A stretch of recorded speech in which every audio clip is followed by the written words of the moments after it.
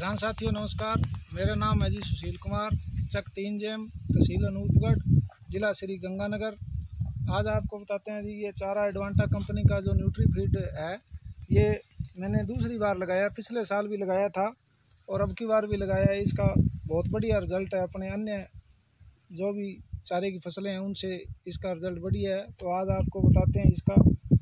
ये जी हमने 1 square metre में ये न्यूट्री फीड की कटाई की है और 1 स्क्वायर मीटर में दूसरी ज्वार की कटाई की है।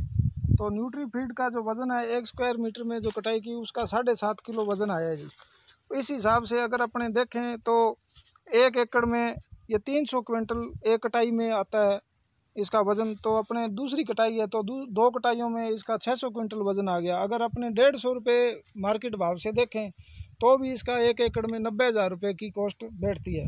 और जो अन्य अपनी जो ज्वार बोई हुई थी उसका और इसका लमसम 13,000 रुपये का मार्केट रेट से डिफरेंस आता है। इसका वज़न 600 कुंटल बैठा है, उसका वज़न कम बैठेगा, वो 76,000-77,000 के लमसम 1 एकड़ में कॉस्ट बैठती है और इसका 90,000 रुपये कॉस्ट बैठती है। पशु इसको बहुत चाव से खाते हैं और इसकी ग्रोथ भी अन्य अपने चारों से काफ़ी ज़्यादा है। तो अब की बार मैंने दूसरे साल ये बोई है और पशु बहुत चाव से खाते हैं और ये चारे का रिस्पॉन्स बहुत बढ़िया है। नमस्कार किसान भाइयों, मैं यूपीएल एडवांटा कंपनी से इंद्राज, श्री गंगानगर टेरेटरी से, गड़साना हेडक्वार्टर से, और मैं पिछले 1 साल से एडवांटा कंपनी में एमडीओ के पोस्ट पर कार्यरत हूँ। जैसा कि आप जानते हो सभी लोग कि पूरा विश्व आज कोरोना महामारी की चपेट में है और पूरा विश्व लॉकडाउन की स्थिति में है। तो मैं आशा करता हूं किसान भाइयों से कि आप किसान सरकार द्वारा बनाए गए नियमों का अनुपालन करें, जैसे कि घर से निकलते समय मास्क का उपयोग करना, बार बार हाथ धोना, सैनिटाइज़र करना और सोशल डिस्टेंस बना के रखना। तो आज हम खड़े हैं यहाँ सुशील जी दिनोदिया के खेत में, गांव 3 जेम, तहसील गड़साना, डिस्ट्रिक्ट श्री गंगानगर। तो भाई साहब ने आपको बताया कि ये पिछले 2 साल से एडवांटा का न्यूट्री फीड चारा लगा रहे हैं और इस बार भी लगाया है। ये इसकी दूसरी कटाई चल रही है। और भाई साहब ने जैसे आपको बताया कि हमने 1 स्क्वायर मीटर एरिया में ये वज़न किया, तो इसका वज़न आया 7.5 kg और जो अन्य ज्वार थी उसका आया है 6.4 kg।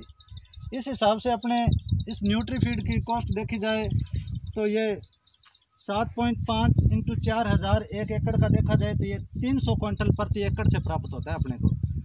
और ये दूसरी कटाई है तो 300 × 2 ये लगभग 600 क्विंटल अपने को 1 एकड़ से प्राप्त होता है।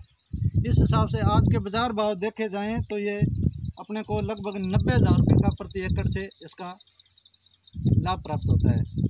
और अगर इसकी न्यूट्रिएंट्स की बात, तो इसमें जितना प्रोटीन और न्यूट्रिएंट्स 1 किलो खल चोकर में होता है उतना 4 किलो न्यूट्री फीड चारे में होता है। हर हरा दिखने वाला हरा चारा नहीं होता है, जिसमें पोषण वैल्यू जो पशु को आवश्यकता हो वो पूर्ण रूप से हो, वही हरा चारा माना जाता है। तो न्यूट्री फीड गुजरात एग्रीकल्चर आनंद यूनिवर्सिटी से लैब टेस्टेड है। इसके अंदर 23% तक दूध बढ़ने की क्षमता है और 16% तक प्रोटीन की मात्रा है इसके अंदर। और इसकी पचने की बात की जाए तो ये पशुओं में 61.3% तक पचता है और अन्य जो ज्वार है वो 53% तक ही पचने का कार्य करती है। तो मैं किसान भाइयों से अनुरोध करूँगा कि आप एडवांटा का न्यूट्री फीड चारा लगाएं और अपने पशुओं को शुद्ध और स्वस्थ चारा, बिना जहर का चारा, क्योंकि इसके अंदर कोई स्प्रे करने की ज़रूरत नहीं है। भाई साहब ने बताया कि आज तक इन्होंने एक भी स्प्रे नहीं की है और कोई यूरिया भी नहीं डाली है। बहुत ज्वार की तुलना में बहुत कम मात्रा में यूरिया डाली है। तो शुद्ध और स्वस्थ आप चारा अपने पशुओं को दें और शुद्ध दूध प्राप्त करें। जैसा कि ज्वार के अंदर HCN की मात्रा होती है और ज्वार के अंदर एक ल्यूसीन नाम का तत्व होता है।